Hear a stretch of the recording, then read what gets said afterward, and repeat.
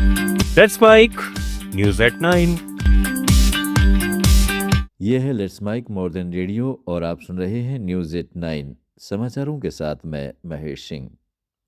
America के विदेश मंत्री मार्को रूबियो सोमवार को पत्नी जेनेट डी रूबियो के साथ जयपुर के आमेर महल पहुंचे। जलेब चौक में उनका पारंपरिक राजस्थानी अंदाज में स्वागत किया गया, जहां लोक कलाकारों ने घूमर, कालबेलिया और कच्छी घोड़ी नृत्य पेश किए। रूबियो ने शीश महल, गणेश पोल, दीवाने आम, दीवाने खास और सुख निवास का दौरा किया।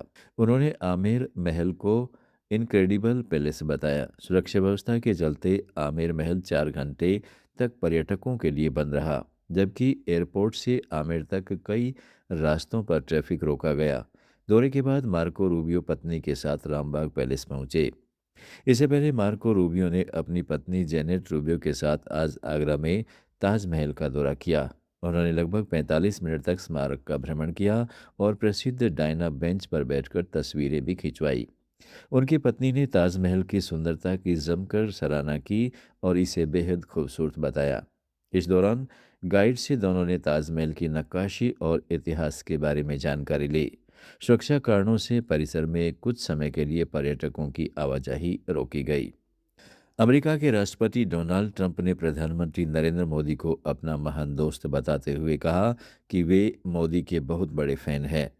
दिल्ली के भारत मंडपम में अमेरिका के 250वें स्वतंत्रता दिवस समारोह के दौरान ट्रंप ने फ़ोन पर लोगों को संबोधित किया। उन्होंने कहा, मुझे भारत से प्यार है, मोदी महान हैं, वो मेरे दोस्त हैं, मैं उनका बहुत बड़ा फ़ैन हूँ। ट्रंप ने यह भी कहा है कि भारत और अमेरिका पहले कभी इतने करीब नहीं रहे। भारत अमेरिका पर 100% भरोसा कर सकता है और ज़रूरत पड़ने पर सीधे अमेरिका से मदद मांग सकता है।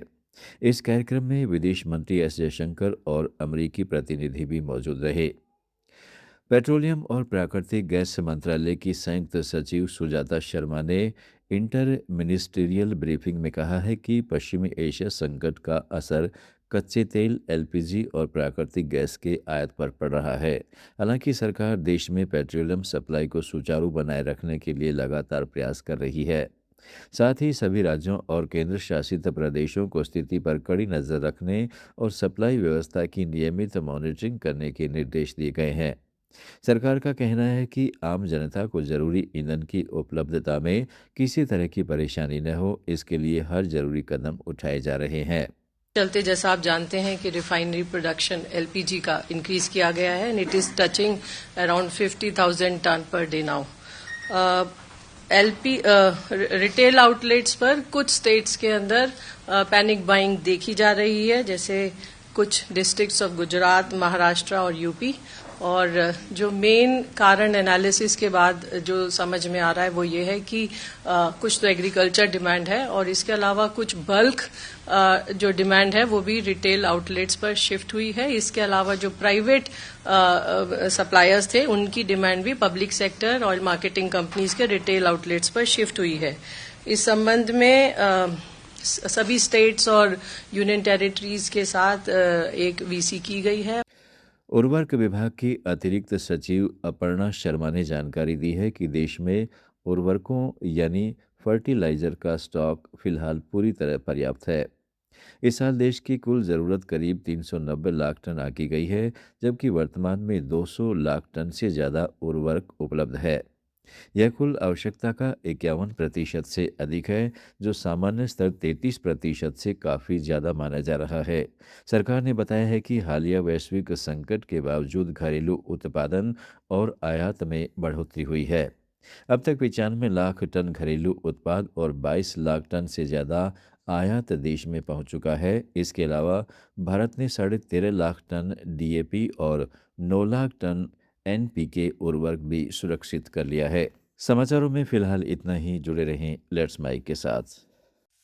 आप सुन रहे थे let's mike more than radio. Follow कीजिए हमें हमारे सोशल मीडिया प्लेटफॉर्म्स पर। It's time for news. It's time for more than radio. Presenting the first radio news app, Let's Mic. Let's Mic, a news-based app on your phone where you get to watch and listen news, talk shows, interviews, radio show podcasts. On